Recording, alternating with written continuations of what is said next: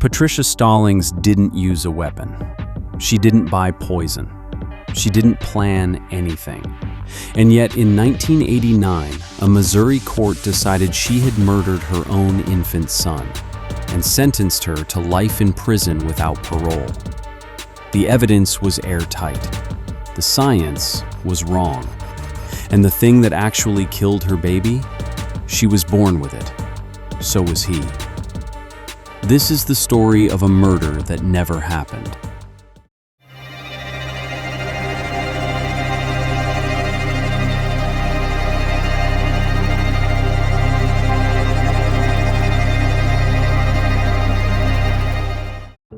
Patricia and David Stallings were a young couple in Missouri, married in 1988.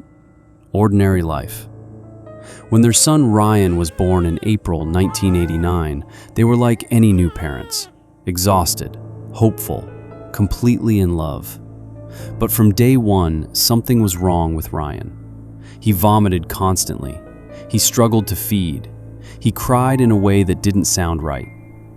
Patricia and David spent those early weeks bouncing him through pediatric appointments, trying every formula change and remedy they could find. Nothing worked. The doctors weren't alarmed enough to dig deeper. Patricia was told, "Some babies are just fussy." She believed them. She had no reason not to. In early July 1989, Ryan stopped being fussy and started dying. He couldn't keep anything down. He was gasping. Patricia and David drove him to Cardinal Glennon Children's Hospital in St. Louis in a full panic. The tests came back fast. Lab results showed dangerously elevated ethylene glycol in Ryan's blood, the same compound found in antifreeze. To the hospital, this wasn't ambiguous. Babies don't drink antifreeze by accident. Someone had to have given it to him. The hospital placed Ryan in protective custody. Just like that, Patricia and David went from terrified parents to active suspects. They were allowed to visit their own son only under supervision. They were never left alone with him. No one said anything directly. They didn't have to. The look on the nurses' faces said it all. Patricia would sit at Ryan's bedside with a social worker 3 feet away, watching her hold her own son. Ryan stabilized. The state placed him in foster care. Patricia was allowed one supervised visit, a single bottle feed, watched by caseworkers. 4 days later, Ryan relapsed. Same symptoms, worse this time. To investigators, this was the confirmation they needed. The mother visited. The child got sick again. The math looked simple. They searched the Stallings home and found a jug of antifreeze in the basement, a normal household item, now treated as Exhibit A. Ryan died on September 7, 1989. Patricia was arrested the next morning. She was still in shock from the death of her son when they put the handcuffs on. She was charged with first-degree murder. She was not allowed to attend Ryan's funeral.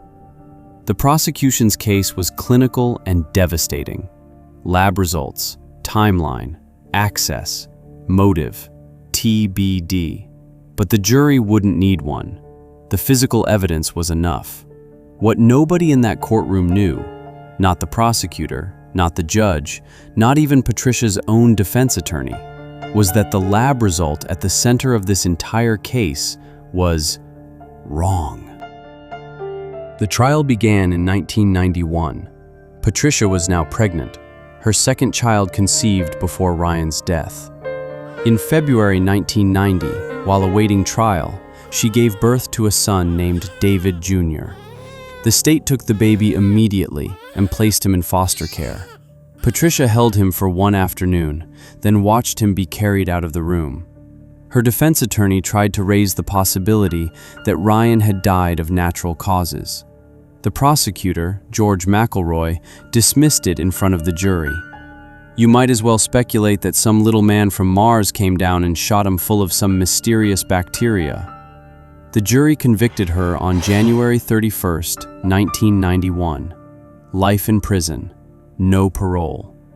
Patricia Stallings, who had done nothing except give birth to a child with a disease no one had thought to test for, was going to die behind bars, or so everyone believed. This case was considered closed. The mother was guilty, the science was settled. But the truth has a way of surviving, even when the system tries to bury it. Subscribe if you haven't. This is where it gets strange. Miles away from the prison where Patricia sat, baby David Jr. was getting sick. He was in a foster home. He'd had no contact with his mother since the day he was taken. And at just a few weeks old, he began showing the exact same symptoms that had killed his brother.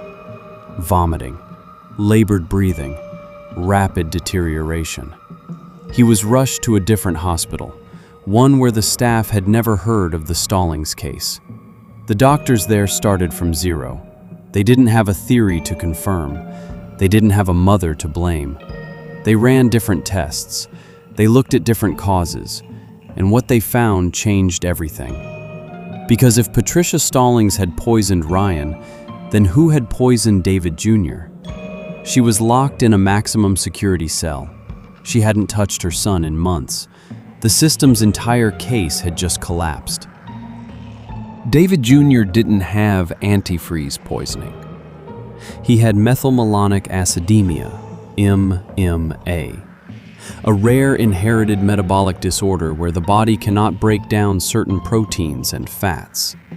The result is a toxic buildup of organic acids that floods the blood and organs. The symptoms are identical to ethylene glycol poisoning. The crisis presentation, the blood work, the deterioration, all of it mirrors antifreeze toxicity almost perfectly. And here's the detail that sealed Patricia Stallings' fate. One of the organic acids that accumulates in MMA is propionic acid. On the gas chromatography machines used in 1989, the chemical signature for propionic acid was nearly indistinguishable from the signature for ethylene glycol. The original lab had seen a spike on a readout. They had assumed poison. They had been wrong. Ryan Stallings had never been poisoned. His own body had been producing a chemical that looked exactly like a crime scene. He was sick from the moment he was born. His mother had been sick all along too, without ever knowing. She had passed it to him. The story might have ended there, a tragic footnote, a wrongly imprisoned mother, a file closed with no one looking back. But in May 1991, Patricia's story aired on Unsolved Mysteries. Dr. William Sly, a biochemist at St. Louis University, was watching. The medical details nagged at him. Something didn't add up. He contacted the show and offered to reanalyze Ryan's original preserved blood samples. Working with colleague Dr. James Shoemaker, he ran the tests. The spike on the original lab graph wasn't ethylene glycol. It was propionic acid. To confirm, Dr. Sly spiked fresh blood samples with propionic acid and sent them to multiple independent labs. Nearly half came back with the same wrong answer: antifreeze poisoning. The diagnosis that had sent Patricia Stallings to prison for life was a misread on a chromatography graph. The prosecutor, now facing irrefutable evidence, consulted leading geneticist Dr. Piero Rinaldo, who confirmed the findings and added something worse. The treatment Ryan received for antifreeze poisoning, an ethanol drip, may have accelerated his death. The system had not just convicted an innocent woman, it may have killed her son. In July 1991, Patricia Stallings walked out of prison. She had served nearly 2 years for a murder that was never committed. On September 20th, 1991, George McElroy, the prosecutor who had compared her defense to a Martian conspiracy, held a press conference and dropped all charges. He issued a public apology. David Jr. was returned to his parents. Patricia later sued the hospital and the lab responsible for the original misdiagnosis. She won a settlement in 1993. It was the closest thing to accountability the case ever produced. No amount of money gives you back 2 years, or your son's funeral, or the first months with a child you were never allowed to hold. Patricia Stallings' body wasn't a murder weapon. It was carrying a genetic flaw so rare and so poorly understood that the entire justice system looked at it and saw malice. The truth didn't save Ryan, but it saved her. And it almost didn't. If this case shook you, the science, the system, the fact that it almost worked, subscribe. We cover cases where the truth was buried so deep it almost stayed there. Drop a comment. What part of this hit hardest?